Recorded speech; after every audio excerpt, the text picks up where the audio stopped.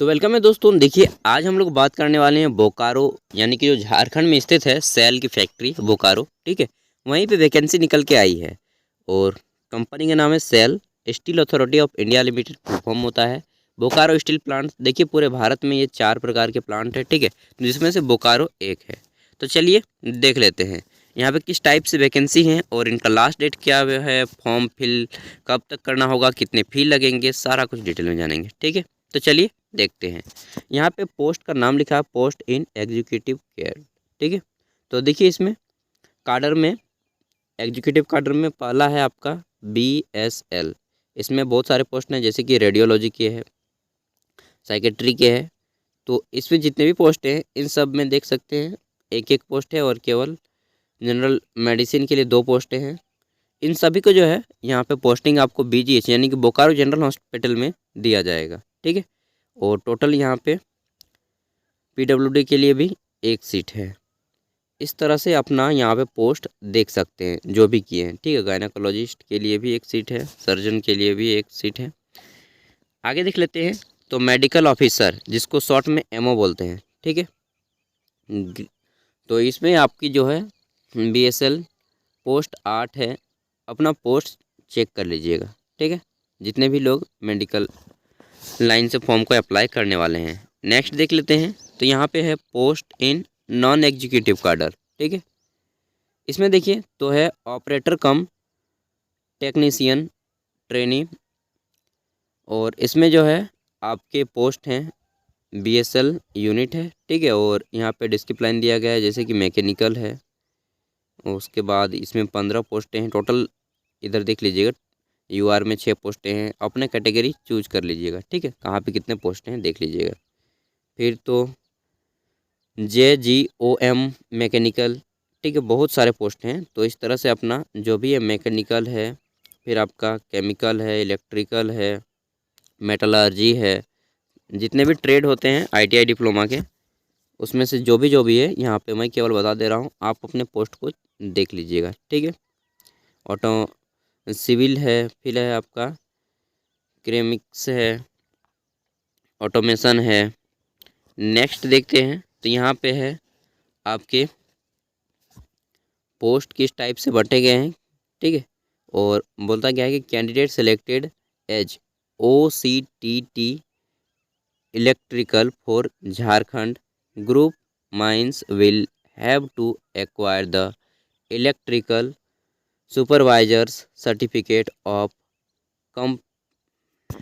एक मिनट रुको यार। ठीक है, तो चलिए यहाँ पे क्या बोला गया था कि certificate of complementary installation HV overhead line, मतलब ये जितने भी हैं इन सभी को पोस्टिंग नहीं किया जाएगा, प्रमोशन नहीं दिया जाएगा एज पर ग्रेड के लिए। ठीक है, देख लेते हैं। तो यहाँ पे अब आप जो भी ट्रेड में है अपना चेक कर लीजिएगा। अब हमें देखना है कि फी स्ट्रक्चर क्या है इसका और एलिजिबिलिटी क्राइटेरिया क्या है। ठीक है, सबसे पहले देखते हैं eligibility criteria, fee structure and date देखेंगे।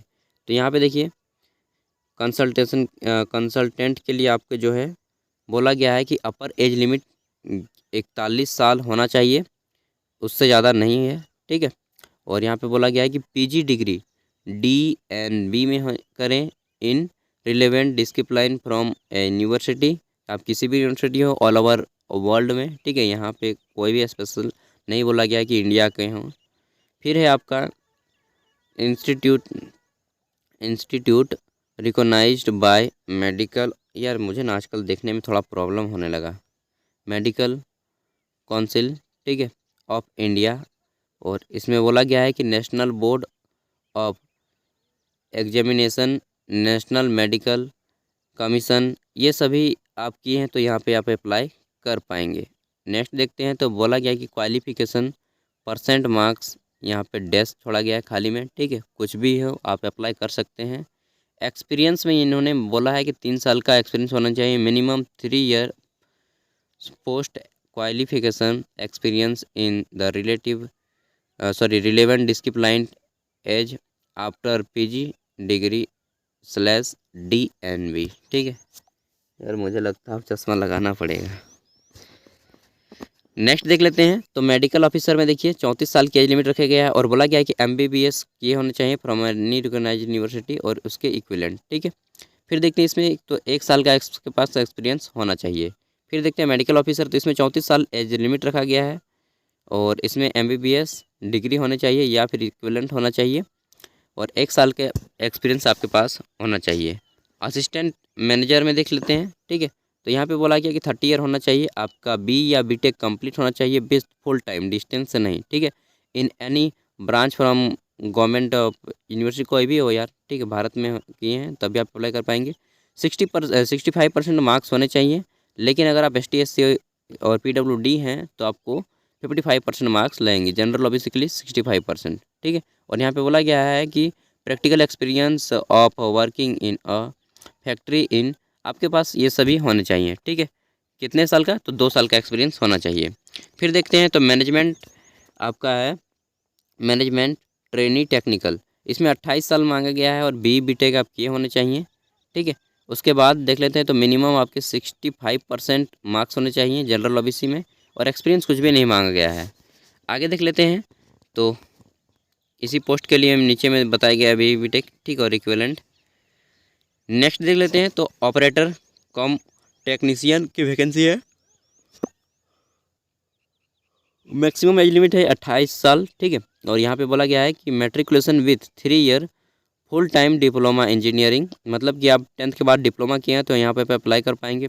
इन the relevant engineering discipline from, मतलब जो भी आप ट्रेड के लिए अप्लाई करेंगे उस ट्रेड में आपका होना चाहिए और मिनिमम 50% होना चाहिए जनरल OBC के लिए और ST SC PWD के लिए आपका होना चाहिए 40%, ठीक है। आगे देख लेते हैं तो माइनिंग फॉरमैन में 28 साल रखा गया है एज लिमिट, उसी तरह से कि आप मैट्रिकुलेशन के बाद 3 साल का डिप्लोमा किए होने चाहिए विथ वैलिड माइन माइंस में होने चाहिए आपके, ठीक है। Foreman certificate of complete from DGMS under MMR 1960 के अकॉर्डिंग, ठीक है। आगे देखते हैं तो अगला पोस्ट है इसका, और यार इन्होंने इतना डेंजर क्वालिफिकेशन मांगा है ना कि सस्ता में तो इनको मिलेगा नहीं आदमी। मिनिमम 50% मार्क्स होने चाहिए और वही ST SC के लिए 40%। 1 साल का यहाँ पे एक्सपीरियंस आपको मांगा गया है, ठीक है। देखते हैं तो फिर आपका अगला पोस्ट है सर्वेयर में 28 साल यहाँ पे मैक्सिमम एज लिमिट रखी गई है और मैट्रिकुलेशन के बाद 3 साल का आपका होना चाहिए डिप्लोमा, 50% मार्क्स होने चाहिए, 1 साल का एक्सपीरियंस होना चाहिए, ठीक है। डिटेल में आप लोग पढ़ लीजिएगा। फिर आपका माइनिंग मेट की पोस्ट है, 28 साल एज लिमिट रखी गई है, मैट्रिकुलेशन विथ वैलिड, आपका क्या बोला गया है कि वैलिड माइनिंग मेट सर्टिफिकेट होना चाहिए, ठीक है, of complete from DGMS under MMR के तहत। और यहाँ पे कोई परसेंटेज नहीं रखा गया है, हाँ 1 साल का एक्सपीरियंस आपके पास होना चाहिए। फिर अटेंडेंट कम टेक्नीशियन की पोस्ट है, इसमें 28 साल रखा गया है और बोला गया है कि matriculation with valid heavy motor vehicle driving licence आपके पास होना चाहिए, ठीक है, और 1 साल का एक्सपीरियंस भी आपके पास होना चाहिए। नेक्स्ट देखते हैं तो अगला है अटेंडेंट कम, ये हो गया, ठीक है। तो यहाँ पे अटेंडेंट कम टेक्नीशियन और इलेक्ट्रिक, इसमें आपका इलेक्ट्रीशियन से है और दूसरा है आपका माइनिंग सीडर से। दोनों के लिए 28 साल एज लिमिट है। पहले के लिए क्वालिफिकेशन है कि मैट्रिकुलेशन विथ ITI होना चाहिए इन इलेक्ट्रिकल ट्रेड से ही होना चाहिए, ठीक है। और यहाँ पे कोई भी परसेंटेज चलेगा, कोई भी एक्सपीरियंस नहीं मांगा गया है। 28 साल एज लिमिट है। उसके बाद दूसरा जो है माइनिंग सीडर, इसमें मैट्रिकुलेशन उसके साथ ही आपका बोला गया है कि recognised institute with mining sirdar certificate आपके पास होने चाहिए ऑफ क्या बोला गया है कि वो certificate with competency from DGMS under CMR along with valid, आपका जो प्रोवाइड कराता है उससे बोला गया कि सर्टिफिकेट होना चाहिए, ठीक है। कोई भी परसेंटेज नहीं रखा गया है, 1 साल का एक्सपीरियंस रखा गया है। ये सब के लिए हो गया। साथ ही अगर आप OBC हैं तो 3 साल की एक्स्ट्रा छूट दी जाएगी, ST SC हैं तो 5 साल की एक्स्ट्रा छूट दी जाएगी। यहाँ पे देखिए तो यहाँ पे कुछ हाइट वगैरह भी रखा है फिजिकल स्टैंडर्ड के लिए। तो देखिए एग्जीक्यूटिव के लिए वो रखा है, एग्जीक्यूटिव कैडर के लिए इन्होंने इन्होंने रखा है कि हाइट आपका होना चाहिए कम से कम 155 सेंटीमीटर, ठीक है। और 100 नॉन इंजीनियरिंग के लिए, नॉन इंजीनियरिंग के लिए यहाँ पे बुलाया गया है 150 सेंटीमीटर, और फीमेल के लिए 143 सेंटीमीटर, ठीक है। फिर वेट 45 केजी कम से कम आपका होना ही चाहिए। फीमेल में 35 केजी कम से कम वेट होना ही चाहिए। चेस्ट मेजर आपका किया जाएगा, और फीमेल का भी किया जाएगा यार, फीमेल का चेस्ट मेजर नहीं किया जाता, फिर भी इन्होंने कर रहा है। तो चेस्ट मेजर किया जाएगा 72 से 75 के बीच में होना चाहिए, ठीक है। मतलब 72 होना चाहिए, फुला के आपका 75 होना चाहिए। फिर महिलाओं का उसी तरह 75 होना चाहिए, और फुला के 79 होना चाहिए। उसी तरह से नॉन एग्जीक्यूटिव कार्डर में रखा गया है हाइट आपका 155 सेंटीमीटर, वेट 45 केजी, और चेस्ट सेम है। उसी तरह से फीमेल में भी सेम वही चीज़ रखी गई हैं, ठीक है। फिर आपका विजुअल स्टैंडर्ड यानी कि देखने की जो क्षमता है इन्होंने यहाँ पे फिक्स कर रखा है, डिटेल में पढ़ लीजिएगा, वो काम चल जाएगा। बस आप फिजिकल स्टैंडर्ड एग्ज़ाम निकालिए नहीं यार, सबसे मेन चीज़ है, ठीक है।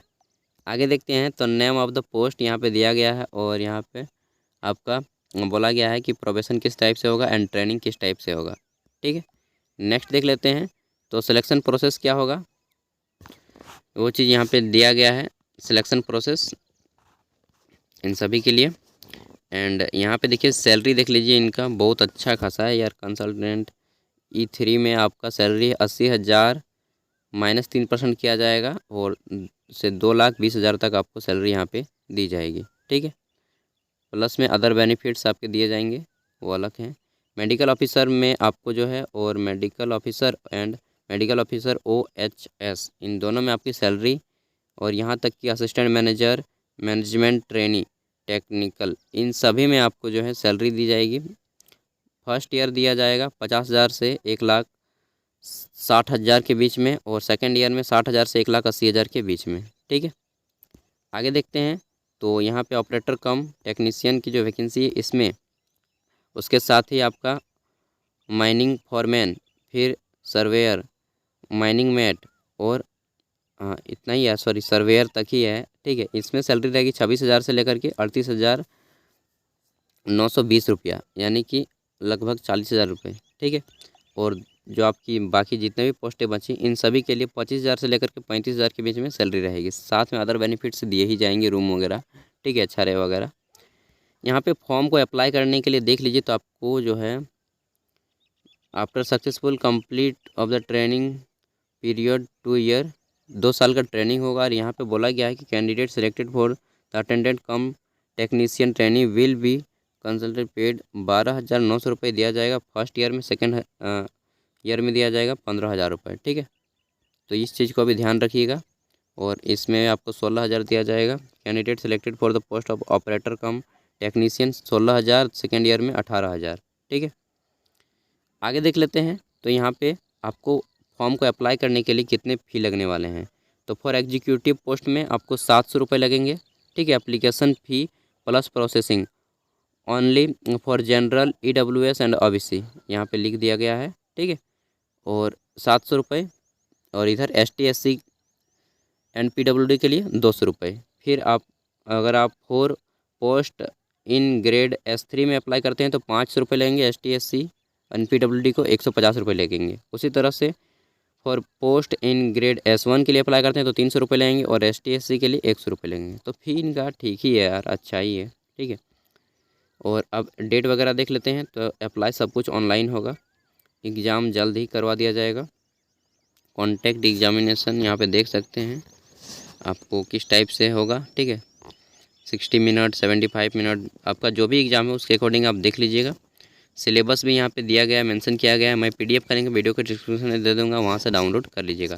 अब इम्पोर्टेंट डेट देख लेते हैं, ठीक है। तो यहाँ पे बोला गया कि स्टार्टिंग डेट ऑफ सबमिशन, तो सबमिट करने के लिए दिया गया है कि 25 मार्च से आप फॉर्म को अप्लाई कर सकते हैं। 15 अप्रैल जो है इसका लास्ट डेट रहेगा, ठीक है। और यहाँ पे बोला गया है कि tentative date downloading admit card, तो मई जून में आपका एग्ज़ाम और हो भी जाएगा, इंटरव्यू हो जाएगा, ठीक है। मई में एग्ज़ाम हो जाएगा, जून में आपका इंटरव्यू हो जाएगा, जुलाई अगस्त में आपका ज्वाइनिंग हो जाएगा। तो इस तरह से टोटल यहाँ प्रोसेस रखा गया है, ठीक है दोस्तों। यार मुझे थोड़ा देखने में प्रॉब्लम हो रहा है, इसलिए मुझे रीडिंग में भी आजकल कुछ प्रॉब्लम आ रही है। मुझे जल्दी अपना इलाज करवाना होगा। एंड अगर आपका कोई दोस्त पढ़ाई कर रहा हो, ग्रेजुएशन किया हो, सॉरी ग्रेजुएशन तो यहाँ पर है ही नहीं, ITI डिप्लोमा किया हो या BE BTech किया हो या फिर कोई मेडिकल कोर्सेज़ किया हो, तो प्लीज़ उन तक वीडियो को शेयर कीजिएगा ताकि वे भी इस अवसर का लाभ उठा सकें। ठीक है, थैंक यू। तो मिलते हैं अगले वीडियो में, तब तक के लिए बाय। जय हिंद, जय भारत, जय झारखंड, जोहार।